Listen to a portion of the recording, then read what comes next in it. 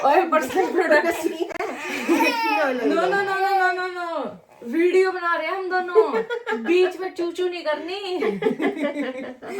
सो राम राम भाई सबने, welcome to Nikki's world. मेरे को तो और हेजू को तो आप लोग जानते ही हो, ये है रीना जी और ये है इनका प्रोडक्ट आरव। ये 5 महीने का है अभी, हेजू 7 की हो जाएगी तो हेजू से 2 महीने छोटा है। रीना जी अपना इंट्रोडक्शन खुद देगी, ये यहाँ क्या करती हैं और क्या पढ़ाई करी थी। हेलो एवरीवन, मैं हूँ रीना। मैं यहाँ पे कॉलेज लेक्चरर हूँ। मैंने यहाँ पे आके पहले 2 पोस्ट ग्रेजुएशन सर्टिफिकेट किए थे, फिर सेम कॉलेज में मुझे लेक्चरर की जॉब मिल गई थी। लास्ट 2 ईयर से मैं सेम जॉब कर रही हूँ। अब मैं मैटरनिटी लीव्स पे हूँ तो आगे सेम कंटिन्यू करने वाली हूँ। तो भैया कॉलेज में है लेक्चरर, तो जो भी स्टूडेंट जानते हो वो तो पहला कमेंट करके बताइए, और जो नहीं जानते फिर तो बता दियो कौन से कॉलेज में, मैं बता दूँ सेम एडमिशन लेकर बता दियो, मैडम पास करा देगी। मैडम की चलती अपनी मैडम के पास, मैडम पास करा देगी तुम्हें पेपरों में। सो ठीक है, अब हम लोग इस वाली वीडियो में डिलीवरी एक्सपीरियंस शेयर करेंगे अपना, क्योंकि हमारे दोनों की रिसेंटली डिलीवरी हुई है। मेरी नॉर्मल हुई है, इनका सी सेक्शन हुआ है।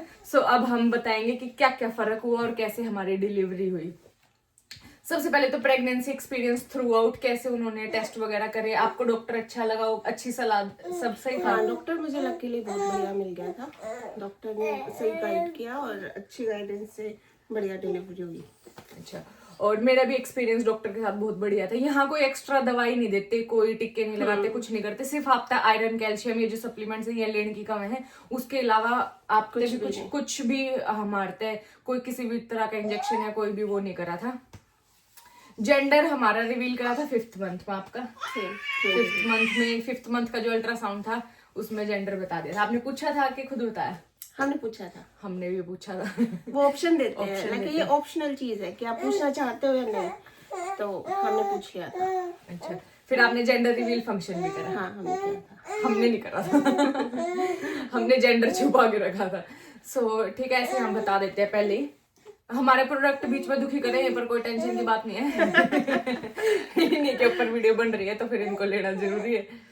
और हमारा प्रेगनेंसी एक्सपीरियंस ऐसा था, फिर मेरे को तो कोई पेन हुआ ही नहीं था लास्ट, मतलब मैं तो सीधे हॉस्पिटल जाके इंड्यूस ही करा था। आपको कोई पेन हुआ था या कैसे? एक्चुअली मुझे भी कोई पेन नहीं हुआ था 39 वीक तक, बल्कि डॉक्टर ने बोला था कि अब नेक्स्ट वीक आ जाना, हम इंड्यूस करेंगे। बट उससे पहले मेरा वाटर ब्रेक हो गया था, फिर मुझे जाना पड़ा। अच्छा, इनका वाटर ब्रेक हो गया था। तो जैसे आपको वाटर ब्रेक हुआ, आप हॉस्पिटल गए तो उन्होंने क्या बोला? इंडिया की तरह ऐसे बोला कि बच्चे का पानी कम हो गया, क्योंकि इंडिया तो वाटर ब्रेक होता है तो ऐसे बोलते हैं बच्चे के चारों तरफ पानी कम हो गया, आपका इमरजेंसी सी सेक्शन है। हाँ, एक्चुअली वाटर ब्रेक होने के बाद ना उन्होंने बोला था कि पहले वो डायलेशन चेक करते हैं ना, फिर उन्होंने बोला कि 12 आवर्स के बाद आना। फिर हम 12 आवर्स के बाद। अच्छा, घर भेज दिया? हाँ, घर भेज दिया था। वाटर ब्रेक होने के बाद भी उन्होंने घर भेज दिया। पेन आपको था ही? पेन हल्का फुल्का था, ज्यादा नहीं था, बट मतलब थ्रू आउट द डे वो बढ़ता जा रहा था। अच्छा, बढ़ता जा रहा था। और कितना ओपन था सर्विक्स? स्टार्टिंग में तो 3 था। 3 सेंटीमीटर था। ओ, फिर भी उन्होंने घर भेज दिया, क्योंकि यहाँ ऐसे बोलते हैं 5 तक हो तब आना। यहाँ ऐसे बोलते हैं वैसे भी कि जब आपका पेन का इंटरवल 5 मिनट का हो जाए ना, 5 मिनट में हर आपको दर्द उठे तो आपको हॉस्पिटल जाना है। यहाँ ऐसे बोलते हैं, ऐसे नहीं बोलते कि जैसे थोड़ा दर्द आ जाओ यहाँ रुको, वेट करो अपने घर पे ही। मिनिमम 5 सेंटीमीटर डायलेशन चाहिए उनको। और मैं तो जब हॉस्पिटल गई मेरा कोई डायलेशन ही नहीं था, 1-1.5 सेंटीमीटर था। उन्होंने मुझे 41 वीक में बुलाया। कोई नहीं और कोई नहीं प्रोडक्ट्स, कोई नहीं।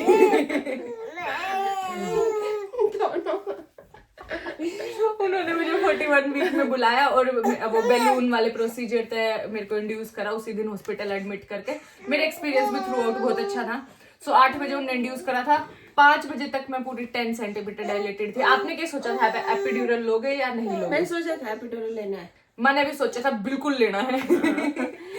और जब तक उन्होंने एपिड्यूरल दिया मैं थक चुकी थी पेन में, क्योंकि पूरे 30 आवर्स, लाइक उस टाइम तक शायद 20 आवर्स तक मैं पेन ऑलरेडी टॉलरेट कर चुकी थी। और कितने डायलेट हुए थे? डायलेट तो मेरा नहीं हुआ था, 3 था और पर पेन था, पेन था पूरा। पेन था। ये भी होता है कई बार कि डायलेट नहीं होता और पेन बहुत होता है। पेन बहुत होता है। फिर एपिड्यूरल की डोज भी बढ़ते जा रही थी, क्योंकि 6 घंटे एपिड्यूरल लेना, उससे बच्चे को भी काफी प्रॉब्लम हो रही थी। फिर उन्होंने इमरजेंसी सी सेक्शन किया जिससे उन्होंने विद इन 5 मिनट डिसीजन करके कट पिट सब कर दिया। वो आपसे पूछते हैं आपका सी सेक्शन करने से पहले कि आप वो बताते हैं, पूछते नहीं है, क्योंकि उस टाइम पे इमरजेंसी होती है ना, लाइक उनके पास कोई ऑप्शन ही नहीं होता, उनके पास ना तो टाइम था। गौरव बल्कि घर गए हुए थे थोड़ा सा रेस्ट करने नहाने, तो मैंने तुरंत बोला कि मेरे हस्बैंड आने दो, कहते नहीं वी कैन नॉट वेट, तो उन्होंने तुरंत कर दिया। तो ऐसे तुरंत हुआ था। तो आपको क्या लगता है उन्होंने आपकी नॉर्मल डिलीवरी के लिए ट्राई करा था या सीधा सी सेक्शन? उन्होंने बहुत ट्राई किया, उन्होंने 30 आवर्स ट्राई किया, बट वो डायलेशन नहीं पहुंचा उनके रिक्वायर्ड उसमें, तो फिर उन्होंने सी सेक्शन कर दिया। तो बहुत वेट करते हैं। हाँ, जब कोई ऑप्शन नहीं होता ना, लास्ट में जब कोई ऑप्शन नहीं होता, फिर वो वेट नहीं करते। हाँ। फिर विद इन 5 मिनट कट पिट कर देते हैं। और सी सेक्शन में आपके हस्बैंड को भेजा है? हाँ, गए थे, वो आ गए थे, मतलब प्रिपरेशन वगैरह सब कुछ हो गया था, मैं बेड पे थी, उन्होंने बांध दिया था, पर्दा वर्दा लगा दिया था, तब जाके गौरव पहुंच गए थे टाइम पे। और मैं पहलवान जी मेरे साथ तो थे। यहाँ पे ना डॉक्टर क्या करते हैं कि फादर से ना कोड कट करवाते हैं बच्चे की। हेजू की भी उन्होंने करी थी। हाँ, फिर स्किन टच देते हैं पेरेंट्स को। पेरेंट्स को देते हैं। फिर पहला 1 घंटा गोल्डन आवर होता है बच्चा पैदा होने के बाद। सो जो मेरा था, वैसे तो मेरा एक्सपीरियंस है ही, लेकिन इस वीडियो में वर्सेस करंट मैं बता देती हूँ। सो मेरा भी उन्होंने बहुत ट्राई करा नॉर्मल डिलीवरी का। मैं 5 बजे पूरी 10 सेंटीमीटर डायलेट हो चुकी थी, लेकिन हेजू हुई 11 बजे। 5 बजे से लेकर 11 बजे तक मैं प्रॉपर एपिड्यूरल ले रखा था, तो इतना दर्द नहीं था, लेकिन उनके हिसाब तो पूरे दर्द में थी मैं। हेजू का सिर काफी बड़ा था, तो वो अड़ गया था, वो बाहर ही नहीं आ रहा था। लास्ट में जब इसकी हार्ट बीट कम होने लगी, तो डॉक्टर ने मेरे से कहा ये लास्ट ट्राई है, अगर होता है नॉर्मल तो ठीक है, नहीं तो फिर हम सी सेक्शन करेंगे। फिर मैंने भी पूरी जितनी एनर्जी बाकी थी मैंने लगाई, क्योंकि मैं 5 बजे से 11 बजे तक फुल एनर्जी पे पुश कर रही थी, लेकिन नहीं हो पाया। फिर लास्ट पुश में हेजू हो ही गई और सी सेक्शन से बच गए। सो आपको चुप हो जाओ दोनों ना, इतने बोल गए। दोनों एक दूसरे को देखते हैं, इतने शांत थे वीडियो बनाने से पहला। और ये तो बिल्कुल अपना नाम खराब कर रहा है। ये तो बोलता भी नहीं है, और इनने देख गया अच्छा मम्मी कैसे वीडियो बनाओगे, मैं हम बताते हैं तुम्हें।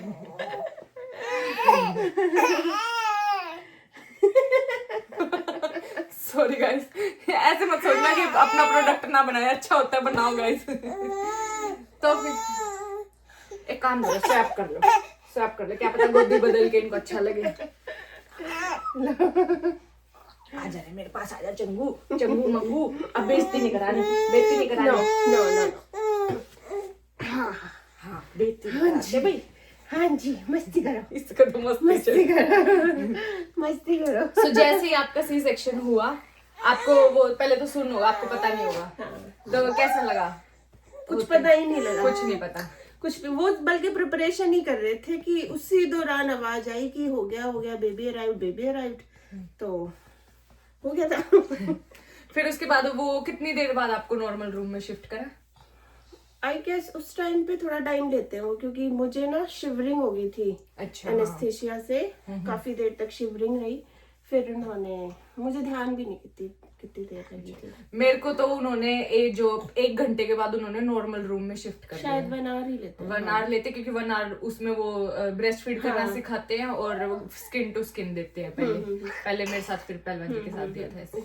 सो अच्छा, फिर आपको जब एनेस्थीसिया का असर गया, चला गया 6-7 घंटे बाद? हाँ, फिर पेन स्टार्ट हो गया था।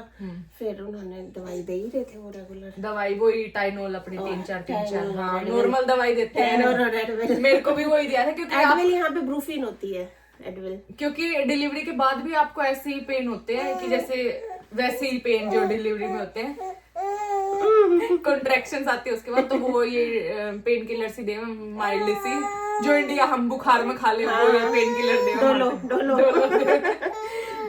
हेजू वो देख, तो तू बेइज्जती करावे हेजू। वो चुप हो गया। हाँ। मेरी मम्मी के पास क्या करना है? अच्छा, इसकी मम्मी ने ले लिया। तो फिर आपको सुबह जब आप उठे, फिर आपको फर्स्ट मील आ गई।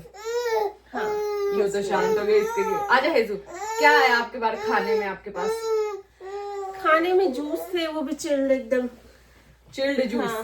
सी सेक्शन के बाद तो शायद एनेस्थीसिया की वजह से प्यास लग रही थी बहुत, पर वो कुछ दे नहीं रहे थे, वो आइस चंक्स ही दे रहे थे। आइस चंक्स लेते रहो। मतलब चूसते रहो, क्या निकाल दो? 1 मिनट भाई, 1 मिनट चूसते रहो, चूसते रहो। पानी की उसको पानी नहीं देते? पानी नहीं देते, 8 आवर्स तक उन्होंने मेरे को पानी नहीं दिया। सुना तब मैं रुक जाओ, मैं इन दोनों ना बताऊं, वो तो चुप है बेचारा। लटा दी। अच्छा, तो इंडिया तो एक बूंद भी पानी नहीं देते हाँ, सी सेक्शन इन्होंने के बाद। वाटर चंक्स दे दिए थे। इन डिलीवरी के बाद बर्फ दी इनके मुंह में, हाँ। बर्फ। मेरे साथ भी सेम हुआ था। मैंने कहा कि मेरे गैस बन रही है, मेरे तो कोई एसिड की दवाई दे दो। उनने मेरे से ठंडी पेप्सी, जो यहाँ कैनेडा ड्राई हो पेप्सी होगा, ठंडी कोल्ड ड्रिंक दी कि ये पी लो। आफ्टर मेरी डिलीवरी की सिर्फ 8 घंटे बाद उन्होंने मेरे को वो दी।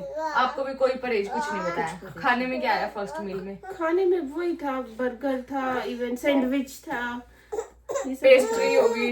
पेस्ट्री तो नहीं थी, सैंडविच था, जूस थे ठंडे ठंडे, तो बट मैंने तो कुछ नहीं खाया। अच्छा, मैंने भी कुछ खाने का मन नहीं था, लेकिन उन्होंने तो सूप दिया था। सूप था, आइसक्रीम भी खा सकते थे, और अपनी इनके बापू मारते देखे यार कि इनको भी लो वीडियो में, इनको भी लो, और खुद बाहर घूमने जा रहे हैं। कि इनकी बात तो कर रहे हो, इनको भी लो वीडियो में, ले लो इन्हें वीडियो में। एक अक्सर सुनन दिया तो इन्हें। अच्छा, तो मेरे को भी ऐसे खाने में दिया था। फिर आपका तो प्रॉपर, मेरा तो उन्होंने मेरे को कोई रेस्ट नहीं करने दिया। उन्होंने मेरे से कहा, जैसे मेरा असर उतरा था कि वॉक वॉक वॉक करो, वॉक करो। तो आपको उन्होंने रेस्ट करने दिया? नहीं, कोई रेस्ट नहीं। 8 घंटे के बाद उन्होंने मेरी फर्स्ट वॉक करा दी थी। उसके बाद 24 घंटे के अंदर मेरे को डिस्चार्ज ही कर दिया। इंडिया में तो 5-6 दिन रखा है सी सेक्शन वाले केस को। तो उन्होंने आपको भी बोला कि वॉक करो? हाँ, वो कराई मेरी तो कराई थी, क्योंकि नॉर्मल डिलीवरी थी। मेरे को तो उन्होंने कहा जितना वॉक करेगी उतनी जल्दी छुट्टी देंगे, वॉक कर वॉक कर। और मेरे बेड से लेके कार तक का डिस्टेंस था कम से कम 800 मीटर। खुद पैदल चल के गई थी। कोई उन्होंने मेरे को वो नहीं दी व्हीलचेयर। इन्होंने व्हीलचेयर मांगी भी थी, पर इनको मिली नहीं फिर। तो यहाँ ऐसे ही बोलते हैं कि वॉक करो। उसने, जब मैंने उससे कहा मेरा एसिड बन रहा है, उसने मेरे को वॉक कर अपने आप ठीक होगा। जो मुझे लगता है कि बहुत अच्छा डिसीजन था उनका, क्योंकि हमारी बॉडी लेटी रहा, थकी रहा, तो जैसे हम उसने मोशन में लेकर आए, काफी रिकवरी हो उस टाइम। बिल्कुल, वो यही सोच रहे हैं कि ना ब्लड क्लॉट्स ना हो जाए, तो वॉक जरूर करनी चाहिए। हाँ, और जैसे आपको फिर, आप नहाए थे हॉस्पिटल में या घर आ गई? घर मैं भी घर आके नहाई थी, हॉस्पिटल में मैं नहीं नहाई थी। और बच्चे को उन्होंने बच्चे को नहला दिया था। मेरे में हेजू को नहीं नहलाया था, इनकी बारी में आरव को नहला बड़े अच्छे से क्लीन करके दिया था उन्होंने। पकड़ना, इसको भी देख, मोटो इधर इधर इधर इधर। अच्छा, ये तो मेरे पास ही चुप था। दे दो। मेरे से बच्चे बहुत प्यार करते हैं गाइस। अच्छा, बेइज्जती होती है बेटा, बेइज्जती होती है ऐसे। अच्छा, तो ये हो गया खाने का। और आफ्टर डिलीवरी 24 घंटे के बाद घर भेज दिया।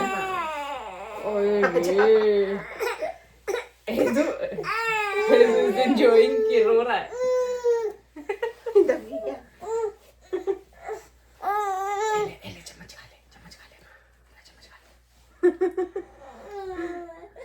फिर उसके बाद आपको दोबारा हॉस्पिटल बुलाया?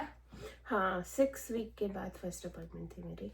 आपके टाके डिसॉल्व होने वाले थे? हाँ, डिसॉल्व हो गए थे, कोई दिखाना था। 6 हफ्ते बाद फिर क्या बोला आपको डॉक्टर ने? कुछ भी नहीं, उन्होंने बस वो कट चेक किया था, कहते एवरीथिंग इज ओके, बस वो लास्ट अपॉइंटमेंट थी मेरी। उसके बाद कोई नहीं? अच्छा, तो इसी सेक्शन में भी इनका ऐसे था। मेरी नॉर्मल डिलीवरी थी, तो मेरी कोई अपॉइंटमेंट नहीं थी, और ना मेरा कोई प्रॉब्लम थी, तो मैंने खुद भी नहीं ली, बाकी डॉक्टर ने भी नहीं ली। जो उन्होंने समझाना था, उन्होंने ये समझाना हुआ कि अभी आप 2 साल तक और दोबारा बच्चा मत करना, इसका ध्यान रखो। 2 साल दो अपनी बॉडी को हील होने के लिए, और बस अपना ध्यान रखो, अच्छा खाओ पियो, कोई परहेज कुछ नहीं होता, कुछ भी खाओ पियो, कोई यहाँ परहेज नहीं होता कि रोटी नहीं खानी, खानी है तो एक खानी है, या सिर ढको कान ढको, यहाँ ऐसा कुछ नहीं होता। आपको कुछ बोला था? क्योंकि हम डायरेक्ट वेदर के कांटेक्ट में तो आते ही नहीं, घरों में हीट रहती है, तो ऐसी कोई इशू नहीं था।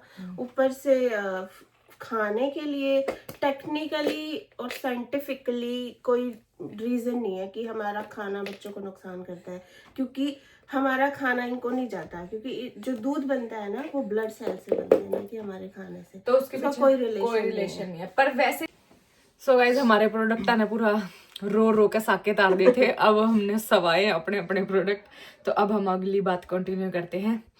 हाँ, तो उसके बाद हम लोग आ गए थे घर, कोई परहेज कुछ नहीं बताया था।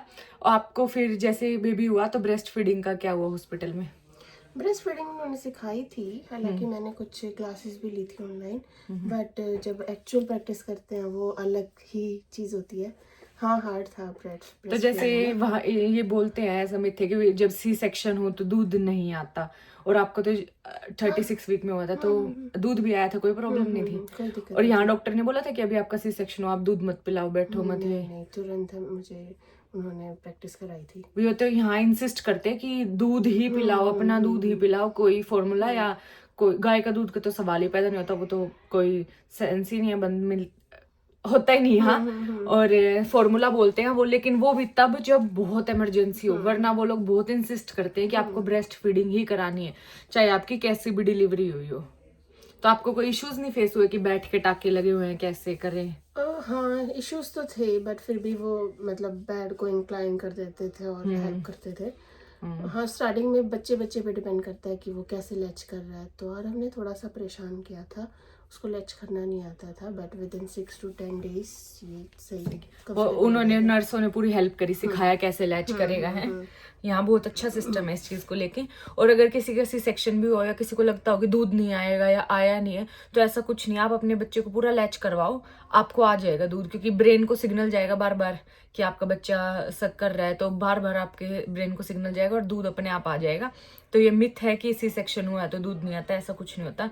इनका सी सेक्शन हुआ, लकीली ऐसा नहीं हुआ, और मतलब पूरी दूध की सप्लाई थी, मिल्क सप्लाई में कोई कमी नहीं आई, और बच्चा भी सही लैच करने लग गया था, और दोनों हेल्दी हैं। मतलब हम तो अपनी तरफ से कोशिश कर सके, अगर किसी को बहुत ज्यादा प्रॉब्लम है तो हम फॉर्मूला दे सकते हैं, नहीं तो नहीं। ओके, तो फिर जो कुछ मॉम्स क्या करती हैं, स्टार्टिंग में जैसे परेशानी होती है, इवन मदर को भी पेन होता है, बच्चा भी लैच नहीं करता, तो फिर वो प्रोसेस ना स्लो हो जाता है। मदर भी सोचती है कि नहीं मैं फॉर्मूला ही दूंगा, फिर बच्चा भी लैच नहीं कर रहा, तो उस दौरान ना या तो सप्लाई कम हो जाती है या फिर मदर को ब्रेस्ट प्रॉब्लम्स आनी शुरू हो डक्ट्स जाती बन जाते हैं, गांठ बन जाती है, तो बहुत प्रॉब्लम होती है। इसीलिए शुरू में बहुत दर्द होगा, आई नो, हमें तो पता ही है, लेकिन हिम्मत करके आपने बच्चे तक हर बार दूध पिलाना है। 1.5 से 2 महीने के बाद आपकी बॉडी नॉर्मल हो जाएगी, आपकी बॉडी ने पता भी चल जाएगा कितना दूध बनाना है, कितने बच्चे की भूख है, किस टाइम बनाना है। इतनी स्मार्ट बॉडी है अपनी, सब पता है उसने कि कितना बनाना है, किससे। फिर आपको ना हैवी कुछ फील होगा, ना लीकिंग होगी, कुछ नहीं होगा, फिर नॉर्मल आ जाएगा। लेकिन 1.5-2 महीना तो कष्ट करना पड़ेगा, करनी पड़ती है, अपना दर्द भूल के, सी सेक्शन वाला, और बैठना, बार बार लेट के उठ के बैठना, फिर दूध पिलाना मुश्किल है, बट। और एपिड्यूरल का आपका कैसा एक्सपीरियंस था? इजीली लग गया था या कोई प्रॉब्लम हुई थी? इजीली लग गया था। और एपिड्यूरल के बाद आपको लगता है कि एपिड्यूरल की वजह से आपकी बॉडी में कोई प्रॉब्लम है? नहीं, मुझे भी ऐसा कुछ नहीं लगता, एपिड्यूरल की वजह से कुछ नहीं होता। उल्टा मेरे डॉक्टर ने तो कही थी कि जब आपके पास सुविधा है तो आपको तड़पने की क्या जरूरत है। मेरे डॉक्टर ने सेम ही बात बोली थी। पहले के लोग चल बोलते हैं, पहले बहुत सारी चीजें अलग थी, चूल्हे पर रोटी बनाया करे थे, पैदल पैदल इधर से उधर। तो जब फैसिलिटी नहीं थी, अब फैसिलिटी है तो बिल्कुल यूज करना चाहिए। अगर आपके पास एपिड्यूरल की फैसिलिटी है, गो फॉर इट, बिल्कुल यूज करें। पहले तो घराए हुआ करते बच्चे, तो फिर घराए करवाओ दाई थे, अगर ऐसा लगता है तो। अगर कोई सह सकता है, किसी को लगता है हाँ उसको दर्द एक्सपीरियंस करना है तो करो, लेकिन जब वो दर्द उठा है ना, जब तो सबसे पहला ये निकला एपिड्यूरल दे दो, एपिड्यूरल दे दो। मैंने तो ऐसा कुछ सोचा नहीं था कि मैं लेऊंगी, नहीं, मन तो सोचा था भाई लेऊंगी। और बच्चे की केयर कैसी लगती है आपको, कि यहाँ कह रहे हैं बच्चे का केयर कैसे होती है? बढ़िया होती है, नॉर्मल है अपना, मतलब कोई रिस्ट्रिक्शंस नहीं है, अपने अकॉर्डिंग उठो बैठो खाओ, वैसे ही बच्चों को रखो, कोई इशू नहीं होता, कोई मिथ नहीं होता। और क्या आपने घुट्टी दी थी अपने बच्चे को शहद की? कोई घुट्टी नहीं। वो बहुत ज्यादा हार्मफुल हुआ, आई नो कि उसके बैक्टीरियाज ना बच्चा नहीं हैंडल कर पाता, तो इसलिए गलत चीज है ये ना, मिथ्स हैं ये। आई नो कि दुनिया चटावे है और कि किसी का कुछ होता भी नहीं, लेकिन अगर पहले का हम लोग रेट देखे कि पहले की लगाइए कितने बच्चे पैदा हुआ करते और कितने मरा करते, तो वो बहुत ज्यादा है आज के कंपैरिजन में। किसी का बच्चा उठ पावे, किसी का बच्चा नहीं उठ पाता, तो हमने ऐसा रिस्क लेना ही क्यों है कि जो हमारा बच्चा नहीं उठ पा। अगर उसके पीछे कोई रीजन होता तो सोचे भी, उसके पीछे कोई रीजन नहीं है। जैसे कि अब हेजू के टीथिंग हो रही है, तो मैंने भी सुना है, सब लोग कहें है कि हेजू के दांता में ना शहद लगा दो तो उसका दर्द नहीं होगा। ये भी एक मिथ है, ऐसा नहीं करना चाहिए आपको। अगर नू हो तो मान लो कि हम बड़े हैं, हमारे दांत में जब दर्द हो तो शहद लगा लिया करो, ठीक होता है? वो नहीं होता। सो काफी चीजें हैं जो पुरानी चलती आ रही है, जो हमारी जनरेशन ने पढ़ लिख कर खत्म करनी चाहिए। और काफी चीजें ऐसी भी है जो सच है, जो माननी चाहिए, लेकिन हमने उसके पीछे एक बार स्टडी जरूर देख लेनी चाहिए कि क्या है क्या नहीं है। क्यों रीना जी? बिल्कुल, रीना जी तो लेक्चरर है, ये ज्यादा पढ़े लिखे, ये बताएंगे। और फिर आपने अपने बच्चे को पैदा होने के बाद जैसे काजल लगाया और नहीं। कुछ नहीं, क्योंकि वो भी उसकी आईज के कोई उसका फायदा नहीं है, जीरो उसका फायदा है, लेकिन हार्मफुल डबल है। फायदा कुछ नहीं है, इन्फेक्शन होने के चांस कोई बहुत ज्यादा है। छठी पे हमने काजल नहीं लगाया, कोई गुट्टी नहीं दी। छठी पे तो हमने काजल लगाया था क्योंकि क्योंकि थोड़ा बहुत अपने बड़े बुढ़िया की भी माननी चाहिए, लेकिन उसका आगे पीछे हमने कभी नहीं लगाया। कान के पीछे लगा देते हैं। हाँ, पर अगर नहीं लगाओ तो इट्स गुड, लेकिन अगर आपको लगता है कि आपके बड़ों के सेंटिमेंट्स, मतलब एक रास्ता ढूंढ लो दोनों कि वो भी खुश हो और हम भी खुश हो, आप उन्हें भी हर्ट ना करो और खुद भी हर्ट ना हो, बच्चे के लिए कुछ अनसेफ भी ना हो, तो एक रास्ता थोड़ा सा कॉम्प्रोमाइज आप करो, थोड़ा सा कॉम्प्रोमाइज वो करे।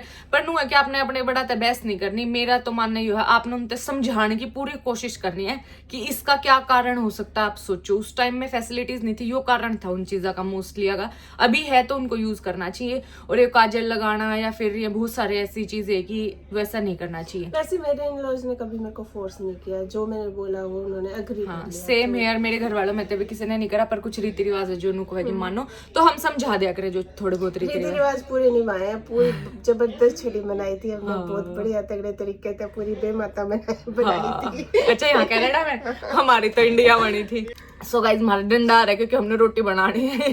तेल जल रहा है, हमारा तेल जल रहा है, तो हमने जाना भी है। और कोई क्वेश्चन हो तो आप कमेंट्स में पूछना, हम अगली वीडियोस में जरूर एड्रेस करेंगे। और कुछ आपने लेक्चरर जीते, चलो एक क्वेश्चन यहाँ कवर कर देते हैं। आपको क्या लगता है बच्चों को इंडिया से कौन सा कोर्स लेके आना चाहिए, या यहाँ के बच्चे पढ़ते हैं या नहीं पढ़ते? यहाँ के बच्चे 99% नहीं पढ़ते हैं। उनका एक मोटिव होता है कनाडा में एंटर करना, जो मैंने एक्सपीरियंस किया है। सिर्फ मोटिव है कि कनाडा में एंटर करना है स्टडी के थ्रू, कोई नहीं पढ़ता। हम ऐसे फेल करते होते थे स्टूडेंट्स को, क्यों? टाइम पे असाइनमेंट्स नहीं देते थे, है ना। लेकिन जब रिजल्ट आउट हो जाता था फिर गिड़गिड़ आते थे, मैडम ये मैडम वो, मेरे फादर एक्सपायर, मेरा किसने मार दे मैं लोग मेरे फादर एक्सपायर। तो फिर ये जो बच्चे बाद में रोते हैं कि जॉब नहीं मिलती, तो उसका एक बहुत बड़ा कारण है पढ़ते ही नहीं। उसका रीजन 2 रीजन है। कोई भी XYZ कोर्स ले लेते हैं, नंबर 1, जिसका कोई स्कोप ही नहीं है फ्यूचर में। हालांकि वो ले रहे हैं सिर्फ एंट्री पर्पस से कि हाँ कनाडा में एंट्री मिल जाए, कुछ भी कोर्स हो वही कर लेंगे। नहीं, आपको पूरा अच्छे से डिसाइड करके कोर्स लेना चाहिए जिसमें आगे स्कोप है। कई लोगों ने ना, कई बच्चों ने जनरल बिजनेस और ये टूरिज्म और ये सब कोर्स लिए थे जिनका कोई स्कोप ही नहीं है ना। बट मैं IT इंस्ट्रक्टर हूँ, तो मैं बोलती हूँ कि IT में तो पूरा स्कोप है। IT का स्कोप तो खत्म होगा ही नहीं थ्रू आउट द लाइफ, तो IT कोर्सेज लेने चाहिए अगर आपका IT बैकग्राउंड है तो। और अगर आप जानना चाहते हो, ये भी लेक्चरर, इनके हस्बैंड भी थे, अब तो उन्होंने दूसरी जॉब ले ली, तो मैं इनके साथ एक और वीडियो बनाऊंगी, तो आप कमेंट करना अगर आप जानना चाहते हो कि आपको कनाडा आना है तो कौन सा कोर्स लेना चाहिए, कौन सा नहीं लेना चाहिए, क्या पैरामीटर्स हैं जो एक लेक्चरर के प्रोस्पेक्टिव तो आपने करनी चाहिए, क्या नहीं करनी चाहिए जिससे जॉब मिले। तो अगर आपको वो सब जानना है तो कमेंट्स करना, हम वो वीडियो बनाएंगे। अभी आई होप आप लोगों ने एंजॉय करी होगी हमारी डिलीवरी वीडियो। बाकी अब हम रोटी बना ले में, और क्योंकि हमारे प्रोडक्ट भी उठने वाले होंगे। फिर मिलते हैं अगली वीडियो में। Bye bye, like share comment and subscribe, bye.